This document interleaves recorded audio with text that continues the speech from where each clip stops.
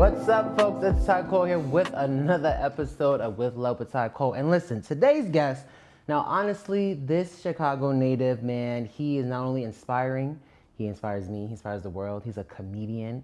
He's also really amazing in the animation realm. You know, everything family. He's a great father, fatherhood. We have one of the best, especially in today's time. We got Lil Rel Howery in the building. How you feeling, brother, man? I'm good. How you doing, bro? You know, I'm good. I feel like every time I see you, you always dropping some wisdom, giving me a tip to take, and giving me just words of encouragement. I like how you always too. Like you always show love after whatever. You know what I mean? You're like, you know, something that was good, real. That was really good, man. You know, you gotta give a little words of encouragement afterwards. You know what I mean? It's a hard job. You know, you've been so open lately, which I think I enjoy. Me as a black man, it's really hard sometimes being vulnerable and talking about going to therapy and just growth, but I've been able to push myself and encourage myself to do so. You've been very open about that. What made this season of your life the one where you decided to really look inward? I just wanted to be more present for everything. Okay. You know, and I think as you get older, some of the wisdom you wish you had a lot earlier because you could enjoy things better, could experience things better. But Right. it's really been about being present, and I'm enjoying the growth part of it. But it's hard too, cause like when you are more present about things, you notice everything. Yeah. And that's kind of been tough to like even just notice people I've been around. Like, dang, I really shouldn't be around them like that.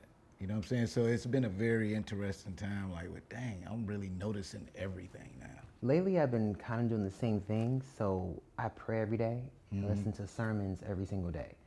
And one of the sermons, I can't remember the exact pastor, but he was talking about being intentional with your timing and allowing people to have access to you. Yeah.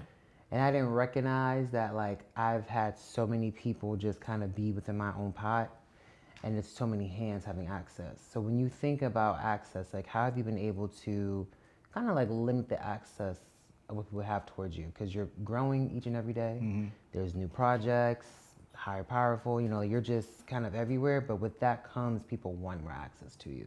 How do you limit that?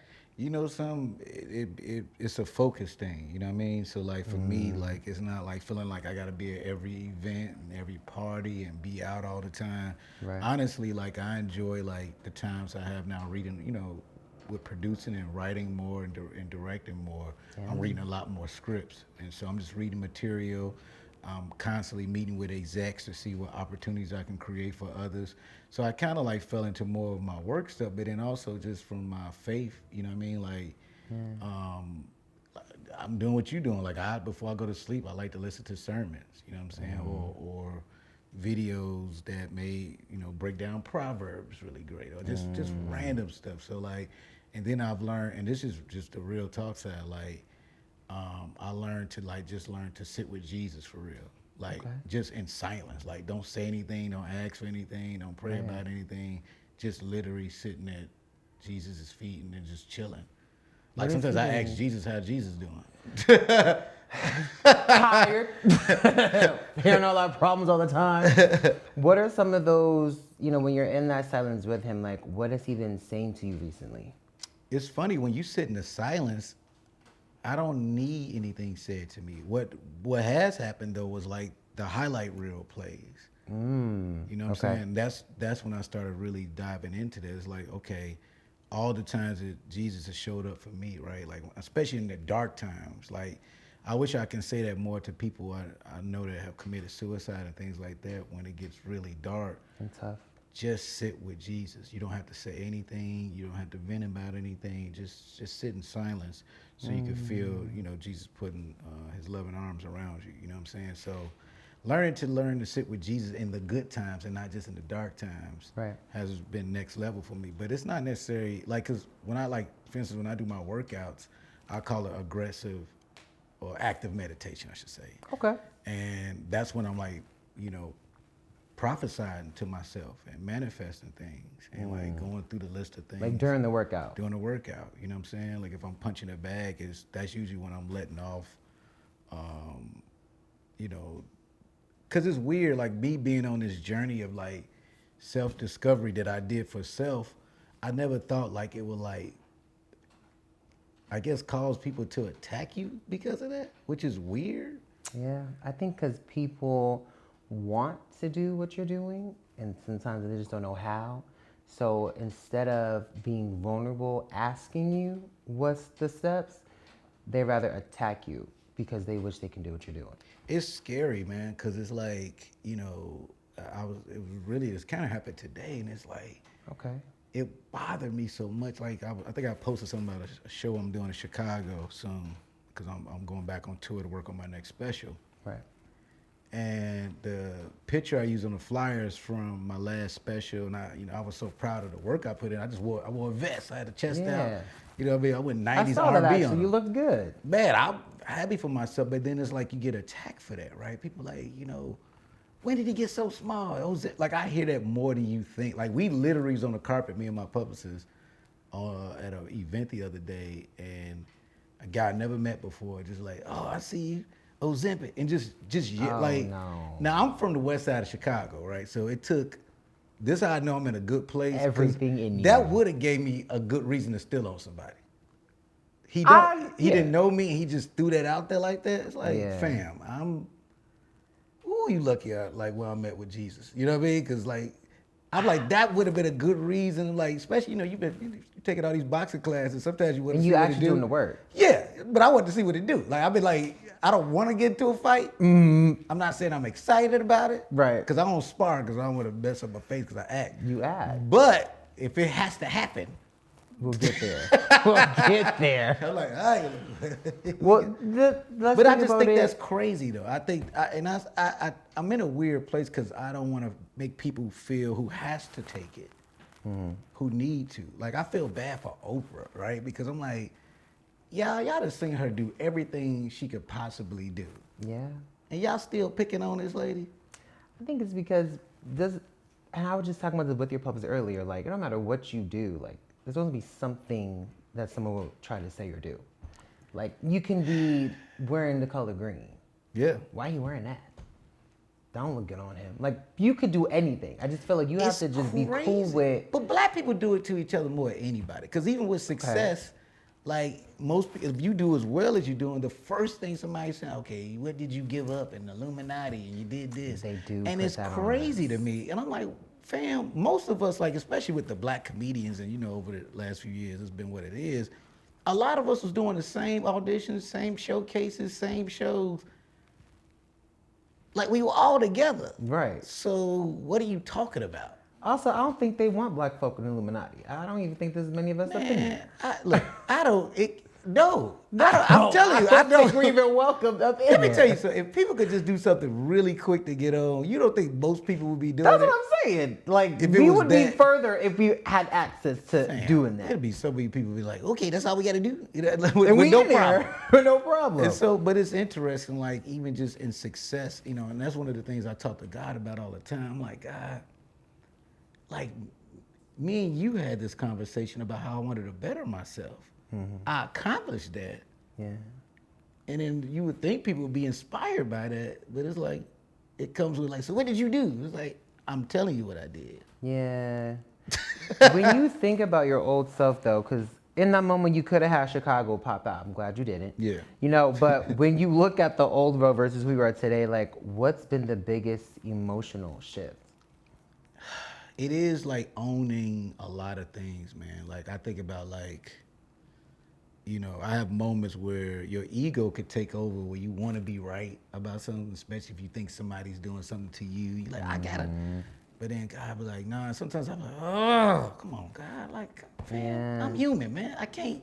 Yeah. Can I just say this crazy thing real quick? It's like, No. no, you can't. And so, I've just been in this place of just wisdom and maturity, and once again, being present has been very important. I think I just lost my father. Yeah. Last month. We just buried him. But, like, it was the most present I've been. When I lost my mom, I own the fact that I don't even remember the funeral. I remember being there and all that stuff, but, like, I don't, because I wasn't present. I kept trying to find things to distract me from really being present because it was too hard to take.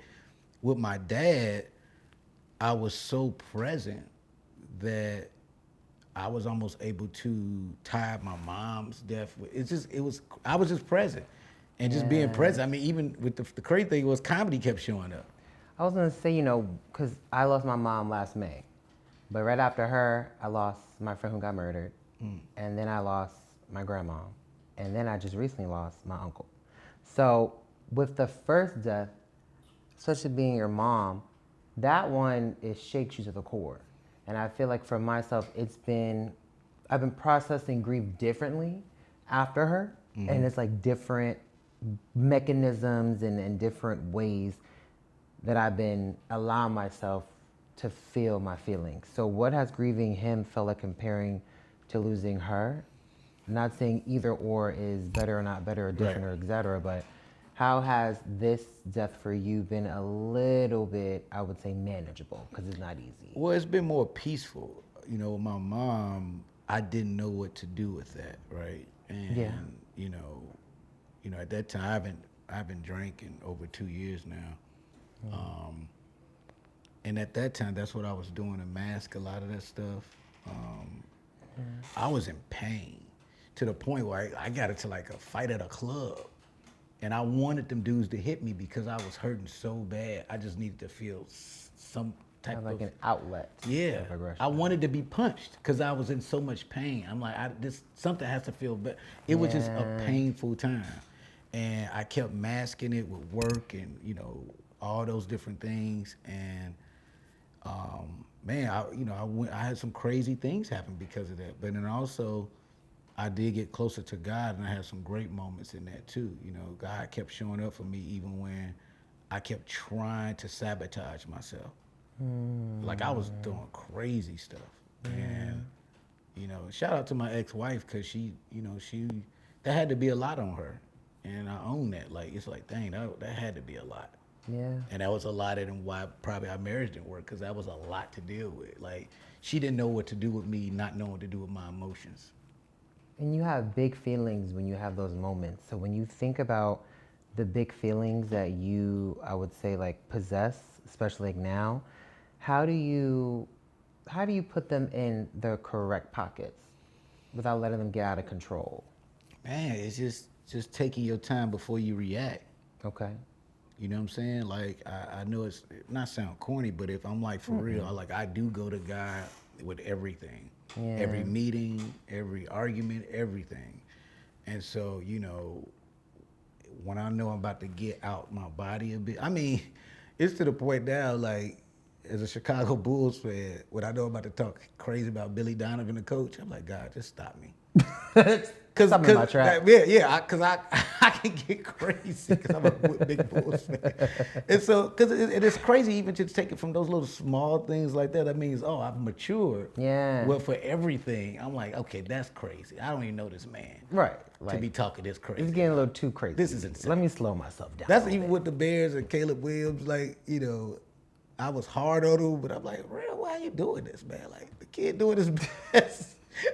Sometimes you gotta like check You yourself. You can't do it. Right. It's out of your control. You know what I mean? So it's just one of those things I've just learned to like just step back and like own when I'm out of pocket or you know what I'm saying like Yeah. okay your ego sometimes do take over where you don't know when that's happening, but for me I've been in a good place of just owning stuff, man, and it's not easy. It's believe me, it's tough.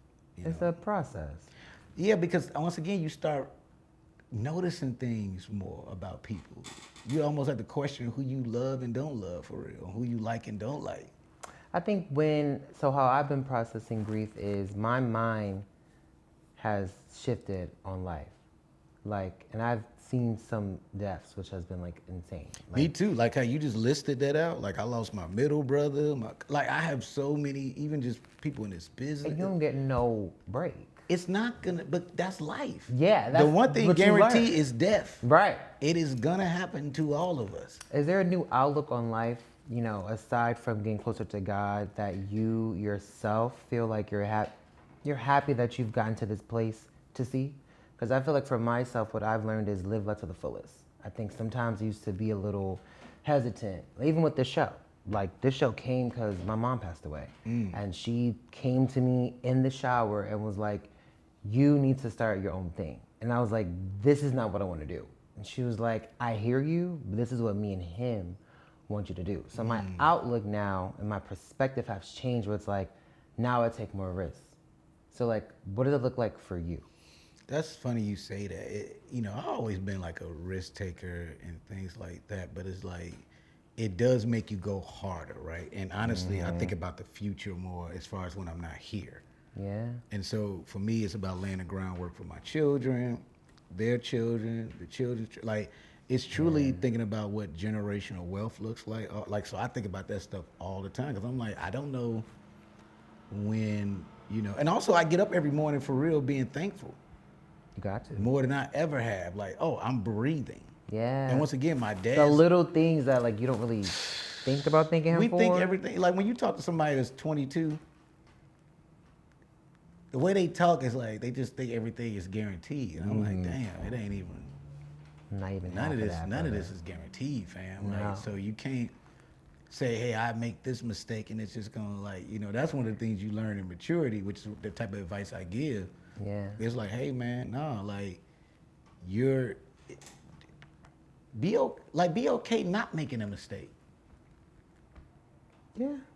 You know what I'm saying? Which Yeah. means you thought some things out, which, I think Like sometimes you paused and you thought about it. but that's what make me sometimes tough, like when it comes to like, people close in my life where they think like, you go too hard or you go negative first.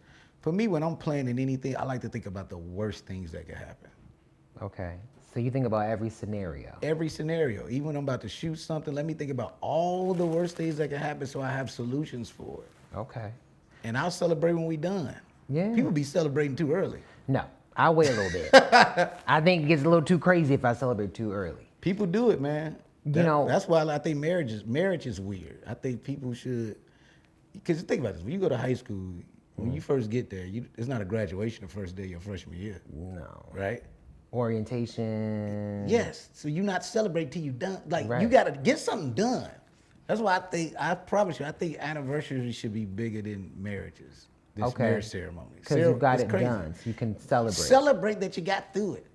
How you gonna celebrate something you don't know what's going? You know what I mean? Right. I'm just being honest. Okay, so once they get down the aisle, do the vows, kiss, whatever. Don't do any of then that. Just go get hitched, get it started, and then They can't have no big wedding. no, have a big anniversary. Okay. That's all I'm saying. I think it's a pre-celebration and it's insane. Okay. So is that would you do it if you do it again next Well, time? we got hitched, but she still want a ceremony. But Right. I feel her. I mean, cool, but it was more or less about a celebration. Okay. So like I told her, like we ain't did it yet. So I mean, we got hitched, but we ain't did the celebration yet. Let's get through this first year. Okay. I gotta. I'm gonna respect that. I'm rooting for her though. I hope she get her big celebration soon. But that you don't, you know what I'm saying? It's both our second time being married too, so How has that changed your perspective on marriage? marriage is tough, man. I think, it just takes, it's so many, especially once you're present and you're mature. Now it's a lot different because even when you're younger, you kind of could go through the motions and just play around for a little bit until stuff hit the fan and it's crazy. But when you're present and you done it before, it's like you get into some real deep conversations because also you in a space too, like you learn that everybody changes a lot throughout those times you're together. Yeah. So somebody that met a version of you at first, you ain't the same version no more. So how do they react to this newer version of you, and vice versa? And for men, a lot of times, we in a weird place where like I hear women say they want men that's more sensitive and more open and healed. Right. But most of us, when we start showing that, y'all don't know what to do with that. I just spoke to Kirk Franklin about creating safe spaces for Black men. I was Yeah. at the Grammys, and I asked him, like, what's the best way for people to show up so Black men can be vulnerable? And he was like, well, we need to feel safe, feel heard. So it's like, do you think with all of these, I don't want to say learnings, but with Black men sharing exactly what they want, do you think that they're getting exactly what they're asking for? No, not really. I mean, like, not to say it like that, but I do think, and I can speak for myself, it's just tough. It's tough to feel safe. And it's weird because I don't think women think we need to feel safe. I think they think about us making sure they're safe, but not making sure we're safe. In like the traditional sense. Yeah, my safety is more or less my peace and me being Okay. able to express some things to you. But a lot of times, you know, especially if you're a provider and all this different stuff, nobody gives you a space to like be like, man, you know, it'd be nice if people said thank you sometimes. Okay. You The know what little I'm saying? things. Yeah, because most dads, man, we show up in the house and everybody just living their best life, and you've been grinding all day, Tired. and nobody say, "Hey, you good?" You want something to eat? Like, so, but even now, just be like, "You good?" Yeah. It's like they just living what you've created. We talked last year about you being a dad, and one thing I did enjoy is you shared the teaching that you want your sons to respect their own bodies. I think that was beautiful. So, how has that conversation evolved as you evolve?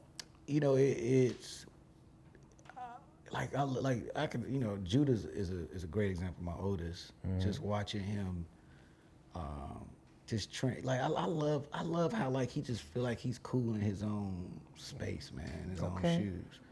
You know what I'm saying? Like I love that. Like, and I don't. It's interesting because I remember growing up, and this is just real talk. Like how much you would hear, like, you know, somebody be like, "You got a girlfriend? You got somebody? You getting these ladies?" And I know that don't seem like a big deal, but it is pressuring me to move a lot faster than I should or Right. want to. What if I just wanted to be a kid for a little longer? Yeah, and just enjoy what's Enjoy, around you. yeah, Video games. no responsibility, like no Yeah. enjoy that for a while.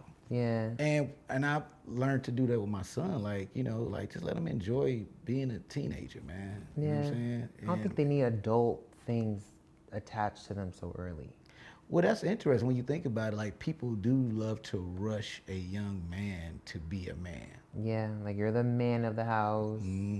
Like, do you find yourself also not saying certain things like that too? That could be Yep. harmful a little bit. 100%. Now, look, don't get me wrong. I still like kind of.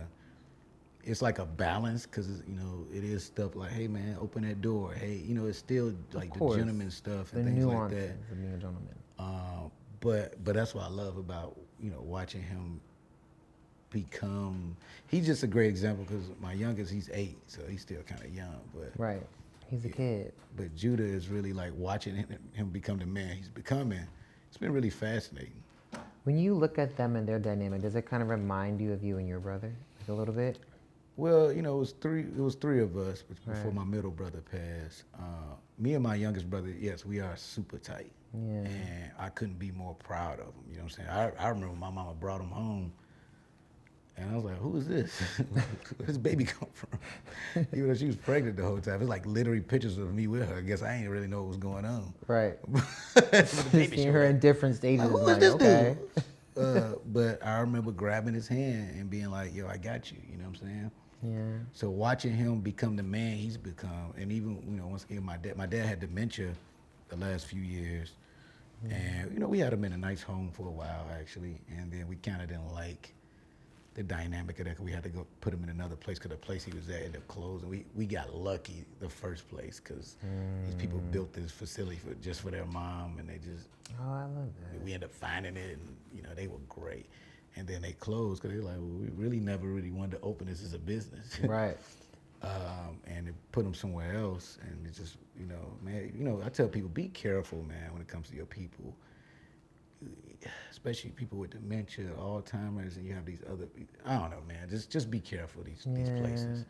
And we ended up taking them out, and my brother ended up bringing them to his home, you know what I'm saying, and did all the day-to-day stuff. We hired a nurse, which was actually even better, to help him out with everything. But, you know, man, him being a baby and watching him take care of my dad, you could tell it did a lot for him too. Because, you know, he was somebody we had to take care of the whole time. Like, for real. Like, so, like, my brother got locked up for a year. And I remember meeting with with my mom, my dad, and my brother about, like, all right, when he get out, we got to make sure he good. You know, we all got to, like, we'll take turns bringing him with us and stuff like that. And that's what we did. So to watch him turn out to be the husband and father, he is with with a great career and just like and was able to take care of my dad. It makes you proud. Man, because we literally came together like to do that, and so that was another thing I think that made it tough too. Like this grieving period with my dad, it felt like, I'm just talking about my initial five, which is me, my mom, my dad, and my brothers. Right. Those three are going to just me and my youngest brother. It felt like the end of an era in a way. Like that's the end. It does also feel like the end of my childhood for real. Like I was grown, I had kids, and I was married, all this stuff. But my dad being gone was really a moment of like, oh, you are for real adult, because they're gone. Your parents, the people who brought you here, are like gone. People don't realize that's the effect that goes on. Like a part of your innocence does fade obviously as you become an adult and you experience life and et cetera, et cetera. But when your parents begin to fade out, like when my mom died, I was like, oh wow, like I'm not T anymore. That was the nickname people call me, T. T died with her. Like that half of my innocence that my mom created with me died with her. So now I got my dad left. And to your point, when I think about that, I'm like, man, like the day my dad checks out, I was like, well, it's you and your three siblings. It also ended a love story too. My parents were together the whole time, until she passed. And, I wrote my dad's obituary, so like I was able to talk to like old friends and just family about their love, stuff I didn't know. Yeah. So it became this whole other thing. Like, and also it was tough for my brother. So I came to Chicago and I handled all the funeral stuff, and it was family helped out, like my uncle and stuff. But it was crazy, like, that's, for me, it was like, oh, like literally, I mean, like when my mother, my aunt, and my uncle, all of them helped with that, because we couldn't do it. We were just frozen. My dad really couldn't do anything. It's literally my aunts and uncles who made sure, casket picking out, planning, all that. They did all that. Yeah. This time, this was different because we did everything.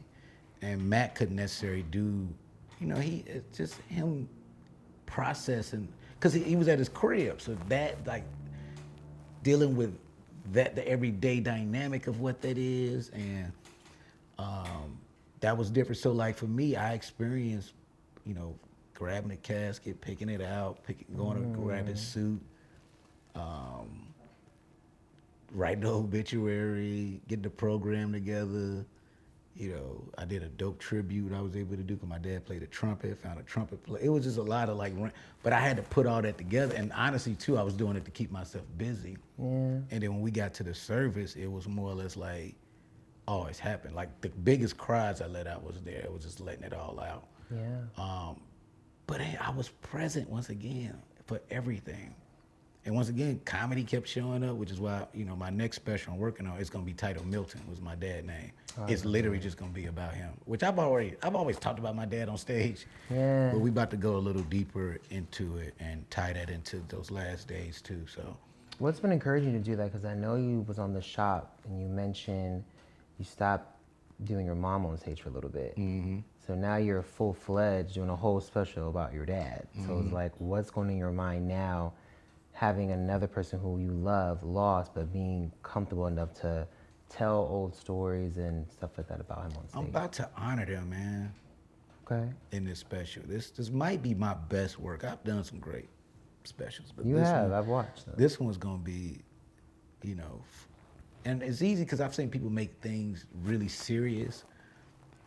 I'm about to make this hysterical. Like, you're gonna like feel what I'm saying, but it's just gonna be really funny. Okay. It's gonna be really funny, and I don't even know if anybody else could do that but me.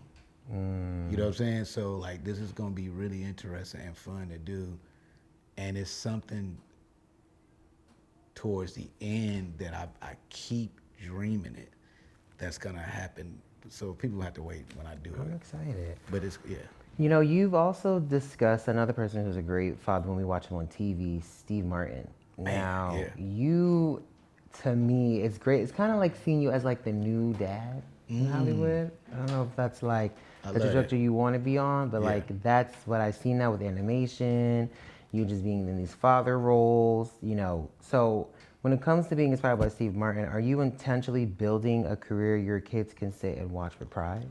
My kids and like also be an example for up and coming fathers. Like Okay. it's funny you say that. I want that. Like I want to be the dad. Like the it Yes, Hollywood I want to be dad. the dad, and that's why I Okay. love Steve Martin so much, man. He was able to create these movies and different things from this dad perspective. And I, like Father the Bride is my favorite movies, Okay. and it's crazy watching it from different sections of my life. So like when they first came out, I was still young and I didn't have kids yet. Right. So watching it from this other perspective, and I remember watching it on the play like years later. You know, I have a daughter. I've seen Father the Bride a million Million times. times. Literally on the play, I'm in tears because I know what that father-daughter dynamic. So Aspect now I'm looks feeling the like. movie. I'm looking at it from a different lens than I did the million times I watched it before that. Like, oh, that one, I'm feeling that. Yeah, yeah, yeah. So it's just, you know, I've always enjoyed what, you know, Steve Martin, even just like Rob Reiner, right? Like he's like the way he made movies and directed. Like I'm on one, man. Like I want to take little pieces of all these different people that I think are amazing. He's just even as a director and a producer Yeah. and a performer, leaning. But I've been definitely intentional leaning in a lot of dad stuff. You know, looking at you and Tabitha, you just also celebrated her. You Yeah. guys just was on Unexpected Christmas. You guys really occupy that children and like family space. And you know, now you both are kind of being seen as like the go-to people when it comes to giving information to kids. So what have you learned from watching how she moves in that space? Man, so I did the first episode and first of Tab Time. Yeah. One of the first character, Farmer Seymour Sprouts. Yeah. Now this was crazy about taping that. Man, she's such a like prophet. She didn't know what I was. She didn't know I was going through stuff in life, and I get on set that day, and she just speaking stuff into me. She was like, "Real, you want to direct, don't you?" I was like, "How you know that?" She's like, "No, that's what God was telling me. Right. You just do it. You're gonna do it." Right. And she was also like, "Everything is gonna be okay." Like it was crazy. Like even though I was taping that episode, whatever drew us, it was what I needed that day. She has this thing about her, man. Just even with Unexpected Christmas, that, you know, it was an offer for me to play the uncle role in there. Oh wow. And Okay. I was like, telling my team, like, man, why didn't they offer me the lead? Right. And, you know, they were saying that, like, it was, I guess it was, you know, they didn't have enough money at the time. So I said, who produced it? It's like, Tabitha. Let me call. I said, Tab, yo, I want to do the lead. Right. She was like, okay, well, give me a second. I'll call you back. She called me back. She's like, yeah, they down. I was like, look, I want to produce this with you, too. You know what I'm saying? The producer called me. I'm like, look, let's all figure this out. Together. Let's Wu-Tang this. The script was so good. It was No, like, it's a really good Let's script. make a good black Christmas movie, like for real. And I was already leaning into a place where I wanted to do more, you know, stuff with black cast and black producers. Right. Okay. And just partner with Trill and Phil and Perry. It just, you know, it became exactly what it was supposed to be. Me and Tabitha like really was like, yo, let's do that. And so as casting happened, and it just came together so crazy. I love that. Yeah. You know, when it comes to animation, you've built an impressive resume. And I think it's amazing. Paw Patrol, I mean, Eureka, Tap Time. You know, animation allows you to tap into imagination. So do you feel like your inner child gets more room when you play these roles? Yeah, I mean, it's crazy because like I'm very intentional about a lot of stuff. So you mentioned Paw Patrol, you got Angry Birds, you got Rapunzel. Right. I did Rocky Boat. Like I've done some random. I've done a some lot of great- cartoons. Yeah.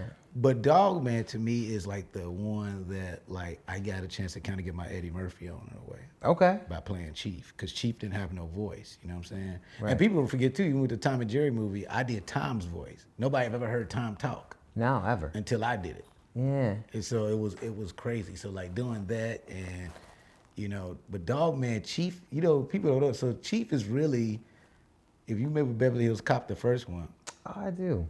My mom and I watched that one. Axel's Foley boss in Detroit, Detective Todd, is Chief. That's who I was inspired by. Like, Okay. and so when I decided to do Cheap, that's the energy I was doing. Was really people sleep on Detective Todd. Like he's They kinda hysterical. do. He was He's cursing actually out. He was funny. cursing Axel Foley out. Like get off my. He was just always. And he's one of those characters where it's like you gotta give him his respect. Like he was hilarious. I have a pitch, man, for Eddie. Okay, I what's know the they've pitch? done these other Beverly Hills Cop things. And I'll say it out loud just in case somebody steal it. I ain't never told nobody this, but I Okay. think what would have been smart is if they had Axel Foley become like the chief, and Detective Todd's son is the loudmouth, fast-talking cop. Ah, okay. That And little then you get a generational new gap character there. too, because Todd was just a crazy dude. To make a younger version of him, cursing people out, being funny and all that stuff. You know, I kind of like that. In Detroit, I mean, I'm sure there's room for another sequel. I don't yeah, they think why keep not. doing. They keep trying to get Axel a son. Like put him in the other position. We're gonna Let have him to be the get you boss. on the call with them, and then you won't have to produce it. It's an easy movie to make it and be hysterical. Promise you'll be better. 80 reboot you seen. Okay. If you create a new character by using Detective Todd. So yeah. Hey, Netflix, you heard it here first. We need to get you in the writing room, and we need this sequel I'll write it. immediately. I'll write it and I'll produce Produce it. it. And Okay. I'll star in it with Eddie. Now, my last one for you was this, Lil Rel. Now, when you zoom out, therapy, fatherhood, loss, animation, evolution as a man, what feels most aligned about the man you're becoming now? I keep saying this, but it is really just being present. Like Okay. I've actually enjoyed everything so much more because I'm so present. Even just being on sets now, I'm just in a place of gratitude with so much stuff. Because none of this stuff is guaranteed, you know what I'm saying? And then like when I look at doing these movies and specials and all the stuff I do, it's so many other people dream about doing what I do. And so I'm so grateful to be able to do what I love, but I'm so present. So I've been enjoying everything. Even just when we was at that the cross dinner recently, Yeah. I couldn't wait to give Al his flowers and just meet the creators. And like one of the writers, me and this dude knew each other when I first started stand-up. I didn't even know he wrote on the show. Oh, wow. I'm like, fam, that's what you became? Yeah. Because he was like a local actor in Chicago. Like seeing that was like, wow. Wow, look at God, man. God, dreams can come true. Man, for real, for real. Listen, you had a good time with me today? This was Lil Rel? great, brother. I appreciate Listen, you having me. I always appreciate you coming and talking to me on these carpets. You always give me I great told you, wisdom. we saw each other. It was at the cross thing. He was like, you got to come do it. I was like, all right. No, yeah, listen, real quick. I was leaving the bathroom and I had saw him and I had saw 7th Streeter. And I was like, all right, these are my two go-tos I really want. And I was like, I don't know, because I haven't really released this other episode with Jennifer Lewis yet. I'm like, let me just pitch it to him. So I go up and I ask him, like, hey, like, I know this is a new show, da-da-da, but like, can you come on? And he was like, yeah. Some people be like, yeah, I'll come on it. So he literally gave me, contact, everything like that. And I was like, let me email this and really see if he's gonna really do it. And here we are today. He really did it. So I appreciate you, brother. No problem. Thank you for You're having doing me. your thing, all right?